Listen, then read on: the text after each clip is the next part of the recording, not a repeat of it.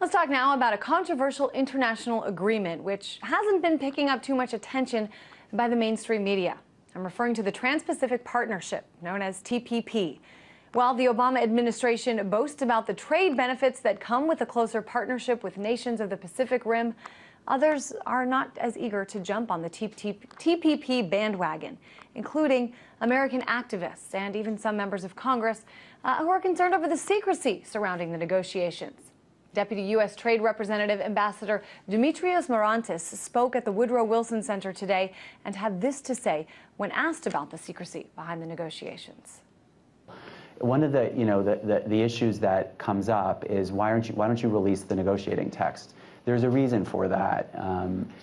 When you're negotiating an agreement, if you're going to end up negotiating an agreement in public, it limits the ability of negotiators to have the flexibility to achieve the positions that are in the best interest of their country.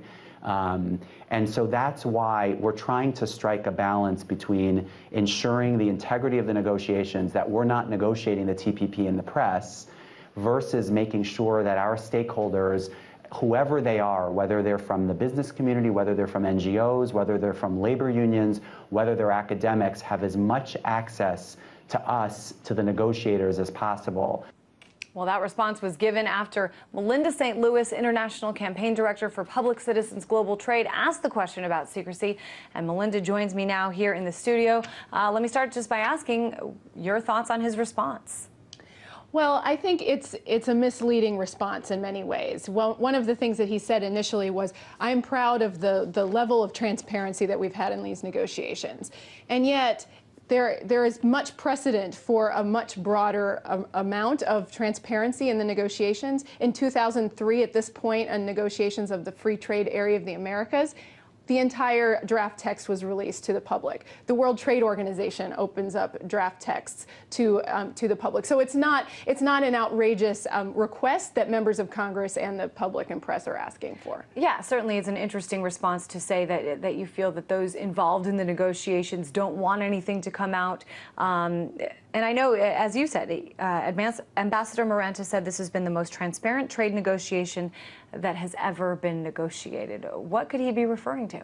Well, it's hard for us to understand because what we see is they have what you might call it a two-way mirror, where they will engage with stakeholders. They'll let us talk to them and tell them their opinions, but then we don't actually get to see if they take those opinions into account or how they're going to address it. We can't actually give meaningful input if we don't know what's actually being negotiated. And that is the same position that Senator Wyden, the ranking member or the chair of the subcommittee in the Senate that deals with trade, has said to USTR and said, this has been common practice throughout the years for members of Congress to have access, and you're not giving me access to this text. And so this is not an outrageous position in any way, and it's been disappointing to see USTR dig in that position. Certainly the transparency or lack thereof surrounding this, one of the major issues. But I know a lot of people tout the benefits of this, and some of the benefits I know listed today at the conference, better relations with Pacific Rim countries, setting global standards, benefiting working Americans. Do you think that these are fair assessments? Well, I don't think that they're fair because I think there are many ways that you can create global partnerships, and one way that we don't think is the correct approach is to allow 600 corporate advisors to have access to the text, to write it, and to not let the rest of the population, who in all of the TPP countries who will be affected by this agreement, have any say into what is actually happening. And let me stop you there for a minute, just because we're talking about those people involved, the TPP countries. I want to put up a map showing the countries involved in the Trans-Pacific Partnership. And then there are also countries who are thinking about joining later in the process. So I guess just let me ask you why you think so many countries are willing to take part. Well, at this point, it's 11 countries. It had been 9 countries. Mexico and Canada have just joined, though they are not even at the negotiating table for another 90 days. And other countries are looking into it. The United States is seeing this as, in a lot of ways, as the last trade agreement they ever negotiate. They want this a high standard agreement, as they're calling it, and that anyone who wants to trade with the United States would need to join. And so basically what we're looking at is something that could cover up to half of the world's population, and we need to know what the rules are in that agreement and what is actually being negotiated in our name. From what you have been able to discover, what are you most concerned about? Well, there's actually a host of concerns that have to do with the everyday life of people in this country and in other TPP countries.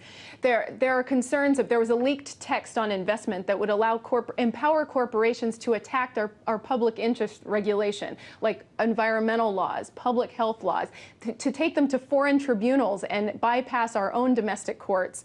There are concerns about increasing the price of medicines. They want to extend patents for large pharmaceutical companies so generic companies can't compete.